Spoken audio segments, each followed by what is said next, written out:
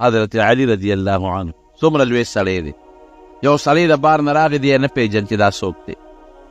نو تپوس یې ته چې ته څوک یې؟ من انت. حضرت علی صاحب ته ته څوک یې؟ پکار دا و چې ورته یې ویل چې زه د نبي علیه السلام زوم یم. پکار دا و چې وی د هغه د تره زوی یم. فاتح خیبر دی، هغه کوټې سړی نه دی. حضور پاک د ده په حق کې د جنتیت اعلان کړی دی او باب العلم یې ورته ویلی دی چې علي صاحب د علم دروازه ده. انا مدینة العلم وعلي بابها. او د حضور دی ونه وي چې د حضرت حسن او حسین پلار یم، دی ونه وي چې د بیبي فاطمې خاوند یم. وی ته څوک یې؟ من انت. ته څوک یې؟ او ته څه وایي؟ ما انا الا رجل من المسلمین. وی زه یو نو بل څه نه یم، د مسلمانانو کې یو سړی، یو عام مسلمان دی. عاجزي الله ته خوښه ده، په عاجزۍ الله خوشحالېږي، په کبر الله خفه کېږي. لا تمشي في الارض مرحا انك لن تخرق الارض ولن تبلغ الجبال طولا. وی چې په لاره ځي نو سپې د کبرجنو په شانتې موړه کبر باندې مګر څه به وکړي؟ نه دا ځمکه شلولی شي چې پې وردن نه شي، د خدای ځمکه نه شي شلولی، او نه دا سر اوچتولی شي د اسمان ته ورسي. حضرت لقمان چې خپل بچي ته نصیحت کوي نو یو نصیحت ورته دا کوي چې بچې ګورې په ځمکه به د کبر تلل نه کې، په اسانه او په نرمه طریقه په دې ځمکه ګرځه، لویي به ځان کې نه پیدا کې، عاجزي په ځان کې پیدا کې. نو په عاجزۍ الله خوشحالېږي. څومره چې الله انسان کمال ته رسوي ګورې په عاجزۍ رسوي، په کبر کمال ته نشي رسېدی. زمونږ د دارالعلوم دیوبند چې کوم بانی مبانی دی او د ټولو استاذ دی مشر مولانا قاسم نانوتوي رحمت الله علیه، ډېر لوی سړی و. د دارالعلوم دیوبند بنیاد دی ښودی دی. دی د شاه عبدالغني رحمه الله شاګرد و. نن سبا د دارالعلوم دیوبند نه څومره چینې روانې د دنیا ګوټ ګوټ کې په لکونو شاګردان دي دارالعلوم دیوبند، او دا په لکونو مدرسې چې څومره د دنیا په ګوټ ګوټ کې دي دا ټولې مدرسې د دارالعلوم دیوبند په نقشه روانې دي. او ټولو کې دارالعلوم دیوبند شاګردان د شاګردانو شاګردان د شاګردانو شاګردان لګیا یې درسونه کوي. د دې ټولو ثواب به مولانا قاسم نانوتوي رحمه الله ته رسېږي. لوی سړی قسم. او علم اوه د علم غر و غر چې خدای پاک دله کم علم ورکړی د دې به اندازه ولګوې چې کله د دارالعلوم دیوبند بنیاد یې ښوده، ځمکه ورته چا وقف کړه، دشت و بیابان ځمکه، هغه وخت چې په ځمکو څه کول نو خوب وینې خوب د دواړو جهانو مبارک سردار یې په خوب کې ولید. قاسم ولې په سوچ او په فکر کې پروت دی؟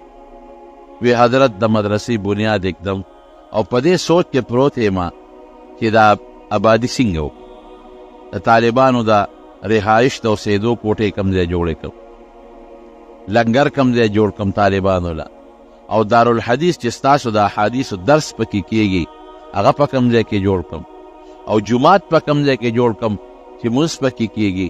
حضرت په دې سوچ کې پروت یم، په دې فکر کې د دواړو جهانو مبارک سردار ورته فرمایي وی راځه چې زه درته نقشه واچوم، په دې نقشه دارالعلوم جوړ کړه. اوس دی خوب یې نه نبی علیه السلام ته مخکې شو، مولانا قاسم نانوتوي رحمه الله ورپسې شو. حضور پاک سره خپله کونټۍ د چوکه مبارکه او په هغې ورته کرښې راښکې، دلته به دیوال وی، دلته به دیوال وی، او د دې کرښو دننه به دارالحدیث جوړ کړي چې کوم د احادیث لولېږي، او د دې کرښو دننه به جومات جوړ کړي، او د دې لاندې به لنګر دی او دلته د طالبانو د کوټو دی. مکمل نقشه ورته نبي کریم صلی الله علیه وسلم واچوله، په خوب کرښې راښکې. او لا عجیبه ناشنا دا ده چې وی نبي علیه السلام خپې بلې خپې روان او زه ورپسې روان یم. دی راپاڅېد د خوب نه چې راپاڅېد، اوس په دې سوچ کې دی چې ما ته خو نبي علیه السلام نقشه واچوله، خوب خو بندوي نه نو ولېږه دې ځای ته ورځم چې دا نقشه رانه هېره نه شي، چې هغې راته څنګه فرمایلي چې هغسې دیوالونه ووام، چې هغه ځای ته ورغې د حضور پاک د هغه کونټۍ مبارکې کرښې م پرتې وې او د هغې د خپو د قدمونو نشانونه م پرته. دومره لوی سړی. زه کله ویم چې د کمې مدرسې بنیاد د دواړو جهانو سردار کېږي هغې نه به خیر نه خورېږي. د کمو طالبانو د کمرو بنیاد چې نبی کریم صلی الله علیه وسلم کی دی هغې نه به خیر نه خوري. دارالعلوم دیوبند د هغې نه خدای ډېر لوی خیر خور، انتهایی لوی. په مدینه منوره کې یو لوی عالم عربي و، نو خلک ورسره ډېر ناست وو. ما یو دوه شاګردان وو، هغې نه مې تپوس وکړه دا څوک دی؟ وایي دا زمونږ استاد دی، او سپین ږیرې غټه سپینه ږیره یې وه ښکلې مزېدار. نو زه ورنږدې شوم، یاره زه ورنږدې کېږم چې د حدیثو اجازت ترې وغواړم. تاسو استاد دی او سپین ږیری دی او ډېر لوی سړی دی، زه به ورنږدې شم چې زه د ده نه د حدیثو اجازت وغواړم. نو چې زه ورسره کېناستم ما ته معلومات اخیستل. مې حضرت تاسو احادیث چا نه ویلي؟ وی زما فلان کې استاد یو عربي استاد یې راته وښوي، هغه زما استاد دی. مې حضرت د هغه استاد څوک دی؟ وی هغه په ستاسو په انډیا کې د شیخ الهند مولانا محمود الحسن رحمه الله شاګرد. بس ما غږ بیا ونه کړ. مې سند دی زمونږ دیوبند ته رسېدلی. مې شکر دا سند زمونږ شته. زمونږ استاد مولانا عبدالحق صاحب دی رحمه الله د دارالعلوم حقانیې شیخ الحدیث او بانی، او د هغه استاد مولانا حسین احمد مدني صاحب او د هغه استاد شیخ الهند صاحب.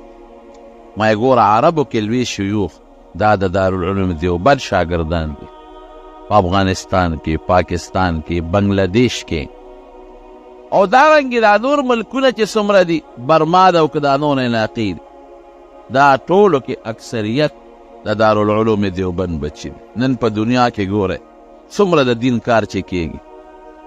دا تبلیغي حضرات مولانا الیاس صاحب رحمت الله علیه، الله د څونه کار واغشت، د هغه استاد شیخ الهند صاحب او د شیخ الهند صاحب استاد مولانا قاسم نانوتوي رحمت الله علیه.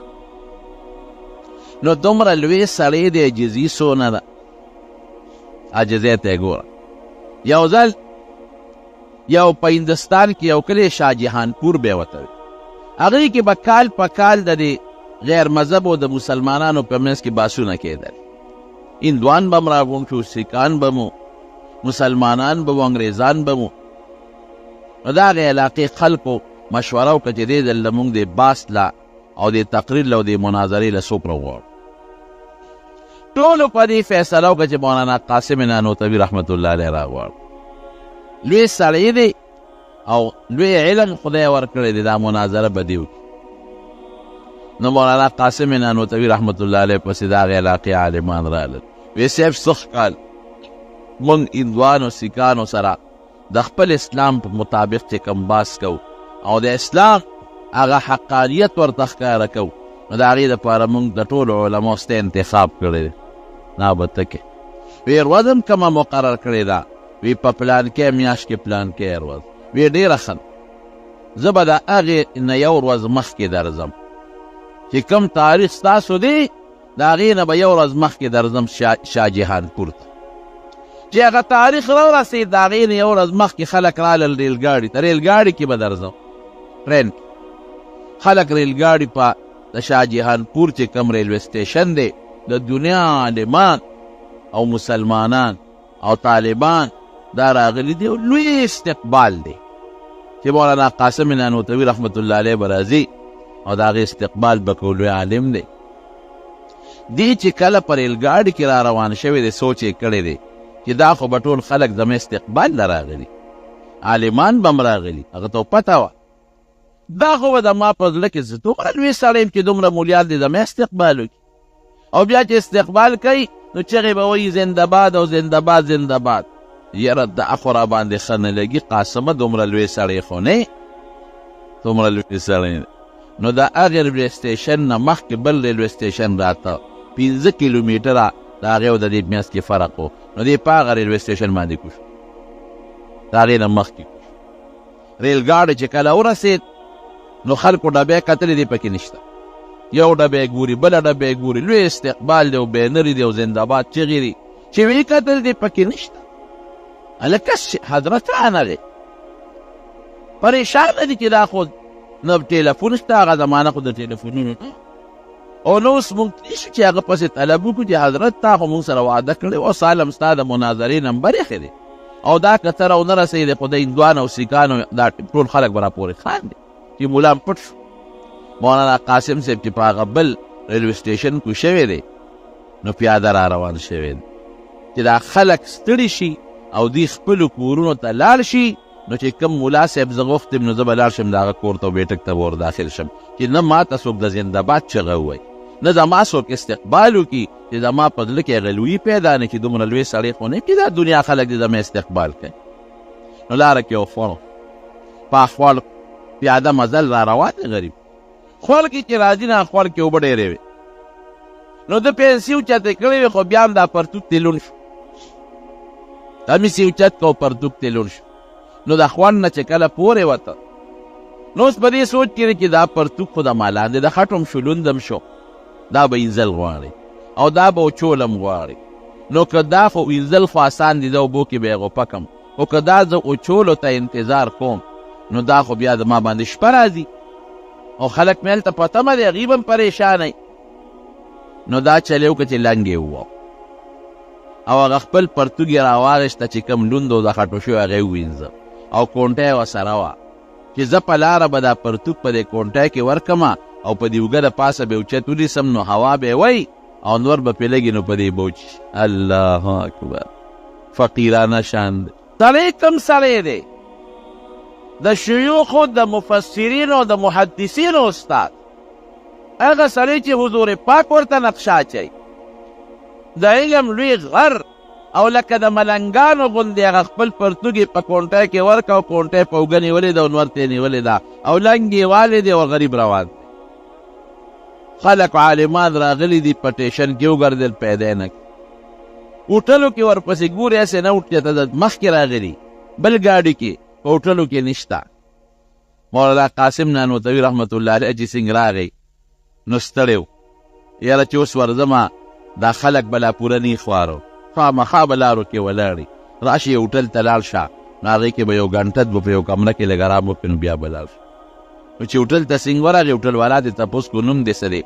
د خپل زوړ نوم خورشید حسن و، دا نوم یې بیا ځان ته بدل کړی، زوړ نوم یې خورشید حسن، نه هغه ته هغې ته یې وایي زما خورشید حسن نوم دی او د سات دپاره یو کمره راله راکړې، په کمره کې یو بوټی خوب کوم ارام، دا جامې به مې موچې شي، نه هغې کې سم لاس مولیان ورپسې ګرځي، خلک خو خواره شو لاړل خپلو کورونو، خو چې کوم مولیان دي هغې ګرځي ودرېږه د بسونو اډې ته لاړ شو چې ته بس کې نه راغلی، هلته هم نشته، یاره هوټل دی دې غاړه کې ودرېږې هغې کې ګورو چې ته هغې ته نه ننوتې، چې هوټل ته ورغلې تپوس به هوټل کې کاو چې د مولانا قاسم نوم سړی خو څوک نشته هغې نه، چې هوټل ته ورغلل هغه رجسټر یې کته د یو نوم پکې راووت خورشید حسن. وی دا څوک دی؟ وی دا دې کمره کې یو بوډا سپین ږیری راغلی دی او په دې کمره کې دی. وی شکل یې څنګه دی؟ وی نرۍ غوندې شکل یې د خامتا جامې لاندې لنګ والی او ملا غوندې معلومېږي، خو هندوانو وی ودرېږئ ممکن ده چې همدا وایي چې دروازه یې وټکوله مولانا قاسم صاحب پکې و. حضرت مونږ خو ستا لوی استقبال دپاره ولاړو په ګاډي ټرین کې په ریلوې سټیشن کې او په علاقې ټول علما او عوام الناس او د هندوانو سیکانو سره مقابله و، نو موږ خپل شان نن خاو چې دا به لوی شان کتاب موږ بوځو، دا تاسو څنګه راغلی؟ وی دقیق خبرې نه مې ځان پټ کړی ځکه هوټل کې کمره کې دی. قاسم دومره لوی سړی نه دی چې تاسو د په لویه مجمع کې د هغه د زنده‌باد چغې ووهئ. قاسم دومره لوی سړی نه دی چې دومره لوی علما د هغې استقبال ته په لارو کوڅو کې ولاړ